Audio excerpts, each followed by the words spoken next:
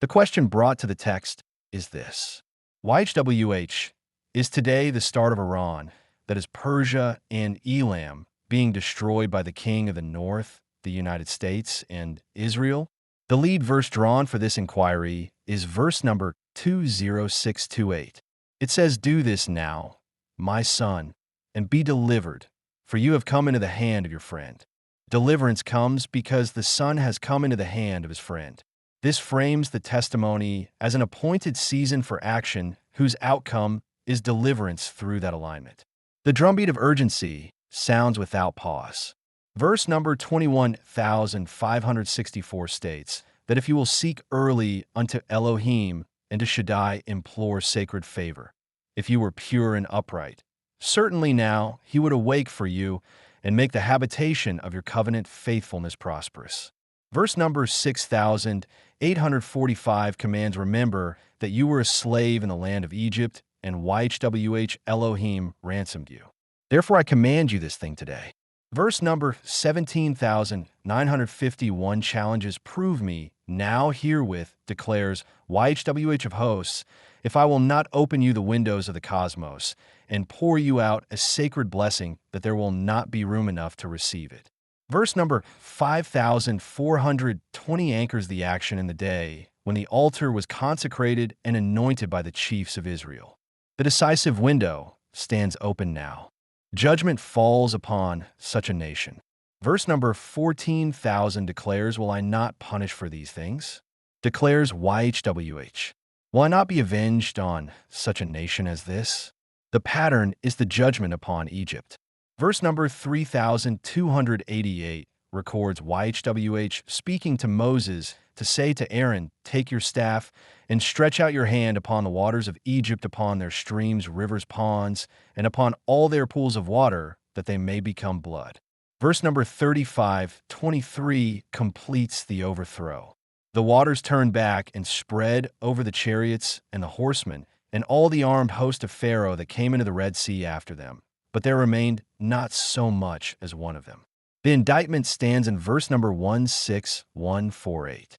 You have desecrated your sacred place by the multitude of your depravities, by the injustice of your trade. The text supplies both the verdict and the pattern of destruction for the adversarial nation. The context includes Persia and Elam.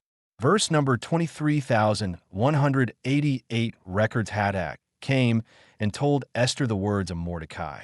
Verse number 23,290 states the Jews that were in Shushan gathered themselves together on the 14th day also of the month Adar and killed 300 men at Shushan, but on the booty they laid not their hands. The covenant people carry out lethal judgment inside Persian territory. Verse number 23,878 supplies the authorization. This is the copy of the letter that the king Artaxerxes gave to Ezra, the priest, the scribe, even a scribe of the words of the commandments of YHWH and of his statutes to Israel. A king facilitates the restoration of priestly order for Israel in the Persian setting. Kingship and alliance stand central. Verse number 27,172 shows Joshua standing before the governor and the governor asking, are you the king of the Jews?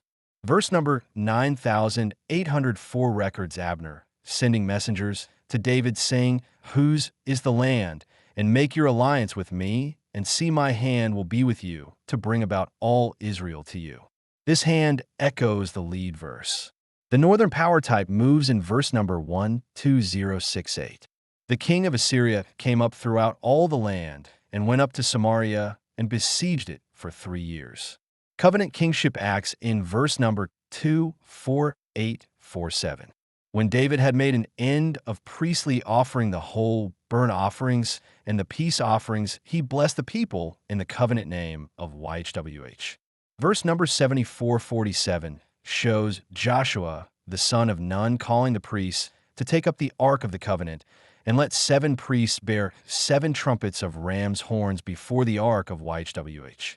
Unification of the house is addressed in verse number 16408. The word of YHWH came again to me, saying, take yourself 1 stick and write on it for Judah and for the children of Israel his companions. Then take another stick and write on it for Joseph the stick of Ephraim, and for all the house of Israel his companions. Restoration and glory run parallel to the judgment. Verse number 16399 testifies, "So I prophesied as I was commanded, and as I prophesied, there was a noise, and behold, a shaking, and the bones came together bone to its bone." Verse number 31774 adds, "They also, if they do not remain in unbelief, will be grafted in, because Elohim is able to graft them in again." Verse number 27978 affirms, "With Elohim nothing will be impossible." Verse number 29833 invites, "Ask, and you will receive that your joy may be full." Verse number 19120 promises, "You will guide me with your counsel, and afterward receive me to glory." Verse number 23703 declares, "They that are wise will shine as the brightness of the firmament, and they that turn many to covenant faithfulness as the stars for the ages of the ages." Verse number 1987 states, "Then will I cause mine elect one to dwell among them." Verse number 32433 adds, "Because if what is done away was glorious, much more what remains is glorious." The Dominion Triad fires in this season. Identity sounds as my son in the lead verse, and the children of Israel and covenant children and house of Israel. Inheritance appears in the land question, the sacred blessing poured out, the first fruits brought to YHWH and eaten by the clean in the house, and the cities given to the Levites from priestly inheritance.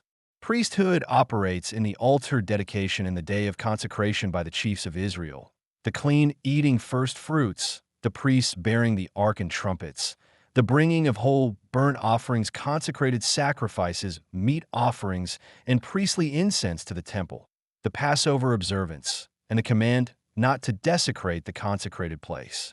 The triad is the operating structure of the now action. The threads converge without contradiction. The now of deliverance in the hand of the friend is confirmed by the cluster of today, the day, and prove me now. Judgment on such a nation follows the Egypt pattern of blood waters and total host destruction with desecration indictment.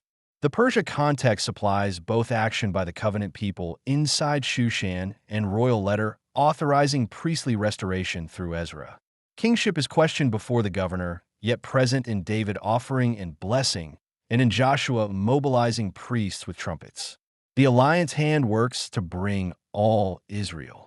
The northern king moves against Samaria. The two sticks stand for unification of Judah and all the house of Israel. The dry bones come together. The impossible yields. Glory and the elect, one dwelling, stand ahead. The dominion triad of identity, inheritance, and priesthood converges in this single appointed season. The measure of the inquiry confirms the textual declaration. The probability of yes stands at 99.9% with no at 0.1% and unresolved at 0%.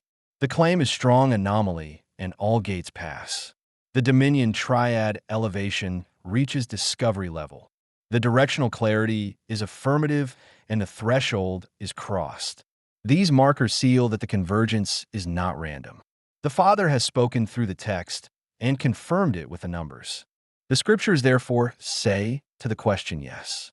Today is the start of the decreed event. The adversarial nation Iran, that is Persia and Elam, faces the judgment the text applies in the context of kingship alliance with the hand and the role of Israel and Judah. The covenant people move from ransom and remembrance through restoration and unification to the glory that remains. The answer is yes. Pause for 8 seconds. The verses drawn in this Shield 17.9 session were number 20628, number 9959, number 3288, number 32433, number 27,172, number 21,564. Pause for 6 seconds. This concludes today's interpretation under the Shield Protocol.